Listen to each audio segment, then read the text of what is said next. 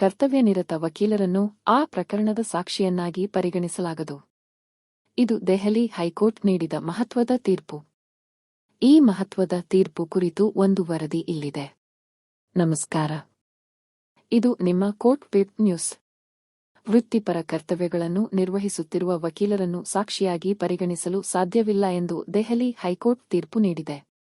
ವಕೀಲರು ತಮ್ಮ ವೃತ್ತಿಪರ ಕರ್ತವ್ಯಗಳ ಭಾಗವಾಗಿ ತನಿಖಾಧಿಕಾರಿಗಳೊಂದಿಗೆ ಸಂವಹನ ನಡೆಸುವುದು ಅಥವಾ ಕಕ್ಷಿದಾರರ ಪರವಾಗಿ ದಾಖಲೆಗಳನ್ನು ಸಲ್ಲಿಸುವುದು ಮುಂತಾದ ಕಾರ್ಯಗಳನ್ನು ನಿರ್ವಹಿಸುವ ಸಂದರ್ಭದಲ್ಲಿ ಅವರನ್ನು ಸಾಕ್ಷಿಗಳಾಗಿಯೂ ಅಥವಾ ಅನುಮಾನಿತರಾಗಿಯೂ ಪರಿಗಣಿಸಲು ಸಾಧ್ಯವಿಲ್ಲ ಎಂದು ದೆಹಲಿ ಹೈಕೋರ್ಟ್ ತೀರ್ಪು ನೀಡಿದೆ.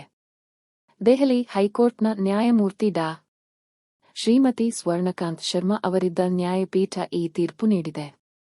ಈ ಹಿನ್ನೆಲೆ ಕೇಂದ್ರೀಯ ತನಿಖಾ ದಳ ಸಿಬಿಐ ವಕೀಲರಾದ ಸಚಿನ್ ಬಾಜಪೇಯಿ ಅವರಿಗೆ ನೀಡಿದ್ದ ನೋಟಿಸನ್ನು ನ್ಯಾಯಾಲಯ ತಡೆಹಿಡಿದಿದೆ.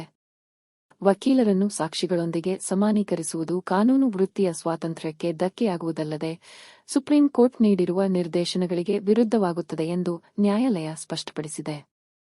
ವಕೀಲ ಕಕ್ಷಿಗಾರ ಸಂಬಂಧವು ರಹಸ್ಯ ಪ್ರಿವಿಲೇಜ್ ಮಾಹಿತಿಯನ್ನು ಒಳಗೊಂಡಿರುತ್ತದೆ. ಆದರೆ ವಕೀಲರಿಗೆ ಪ್ರಕರಣದ ವಿಷಯಗಳು ತಿಳಿದಿವೆ ಎಂಬ ಕಾರಣ ಮಾತ್ರದಿಂದಲೇ ಅವರು ಆ ಪ್ರಕರಣದ ವಾಸ್ತವಾಂಶಗಳಿಗೆ ಸಂಬಂಧಿಸಿದ ಸಾಕ್ಷಿಯಾಗುತ್ತಾರೆ ಎನ್ನುವುದಿಲ್ಲ ಎಂದು ನ್ಯಾಯಾಲಯ ಗಮನಿಸಿದೆ. ದೆಹಲಿ ಹೈಕೋರ್ಟ್ ತೀರ್ಪಿನ ಪ್ರಮುಖ ಅಂಶಗಳು: ವೃತ್ತಿಪರ ಪಾತ್ರ: ಕಕ್ಷಿದಾರರ ಪ್ರತಿನಿಧಿಯಾಗಿ ಮತ್ತು ಅವರ ಪರವಾಗಿ ಕಾರ್ಯನಿರ್ವಹಿಸುವುದು ಹಾಗೂ ತನಿಖೆಗೆ ಸಹಕಾರ ನೀಡುವಲ್ಲಿ ನೆರವು ಒದಗಿಸುವುದು ವಕೀಲರ ಪಾತ್ರವಾಗಿದ್ದು, ಅದು ಸಾಕ್ಷಿಯ ಪಾತ್ರದಿಂದ ಸಂಪೂರ್ಣವಾಗಿ ವಿಭಿನ್ನವಾಗಿದೆ. ಕಾನೂನು ವೃತ್ತಿಯ ಸ್ವಾತಂತ್ರ್ಯದ ರಕ್ಷಣೆ: ದಾಖಲೆಗಳನ್ನು ಮುಂದಿರಿಸುವುದು, ಫಾರ್ವರ್ಡಿಂಗ್ ಮುಂತಾದ ಸಾಮಾನ್ಯ ವೃತ್ತಿಪರ ಕಾರ್ಯಗಳಿಗಾಗಿ ವಕೀಲರನ್ನು ಸಾಕ್ಷಿಗಳಾಗಿ ಪರಿಗಣಿಸುವುದು ವಕೀಲರು ಪರಿಣಾಮಕಾರಿಯಾಗಿ ಕಾರ್ಯನಿರ್ವಹಿಸುವ ಸಾಮರ್ಥ್ಯಕ್ಕೆ ಧಕ್ಕೆಯುಂಟುಮಾಡುತ್ತದೆ. ವಕೀಲ ಕಕ್ಷಿಗಾರ ನಡುವೆ ರಕ್ಷಿಸಲ್ಪಟ್ಟ ಗೌಪ್ಯ ಸಂವಹನ ಇದೆ, ಅಂದರೆ ಪ್ರಿವಿಲೇಜ್ ಇರುತ್ತದೆ. ವಕೀಲರಿಗೆ ಪ್ರಕರಣದ ವಾಸ್ತವಾಂಶಗಳ ಕುರಿತು ತಿಳುವಳಿಕೆ ಇರುವುದರಿಂದ ಮಾತ್ರವೇ ಅವರು ಸಾಕ್ಷಿಗಳಾಗುವುದಿಲ್ಲ. ವಕೀಲರನ್ನು ಸಮನ್ಸ್ ಮಾಡುವ ಕುರಿತು ಸುಪ್ರೀಂ ಕೋರ್ಟ್ ಸ್ಪಷ್ಟವಾದ ಮಾರ್ಗಸೂಚಿಗಳನ್ನು ನೀಡಿದ್ದು, ಈ ಭೇದವನ್ನು ಒತ್ತಿ ಹೇಳಿದೆ.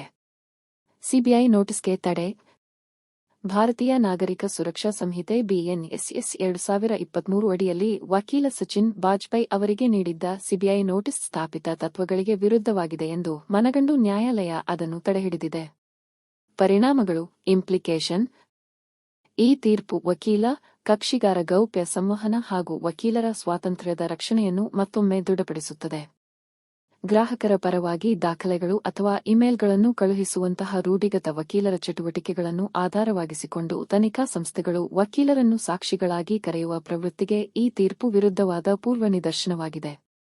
ಪ್ರೆಸಿಡೆಂಟ್: ವೃತ್ತಿಪರ ಕರ್ತವ್ಯಗಳನ್ನು ನಿರ್ವಹಿಸುತ್ತಿರುವ ವಕೀಲರನ್ನು ಸಾಕ್ಷಿಯಾಗಿ ಪರಿಗಣಿಸಲು ಸಾಧ್ಯವಿಲ್ಲ ಎಂದು ನ್ಯಾಯಮೂರ್ತಿ ಡಾ. ಶ್ರೀಮತಿ ಸ್ವರ್ಣಕಾಂತ್ ಶರ್ಮಾ ಅಭಿಪ್ರಾಯಪಟ್ಟರು. ಇದು ಈ ತೀರ್ಪಿನ ಸಂಕ್ಷಿಪ್ತ ಮಾಹಿತಿ. ತೀರ್ಪಿನ ಕುರಿತ ಮತ್ತಷ್ಟು ಮಾಹಿತಿಯನ್ನು ನಮ್ಮ ಡಿಸ್ಕ್ರಿಪ್ಷನ್ನಲ್ಲಿ ನೀಡಲಾಗಿದೆ. ಈ ಮಾಹಿತಿ ಉಪಯುಕ್ತವಾಗಿದ್ದರೆ ಒಂದು ಲೈಕ್ ಕೊಡಿ.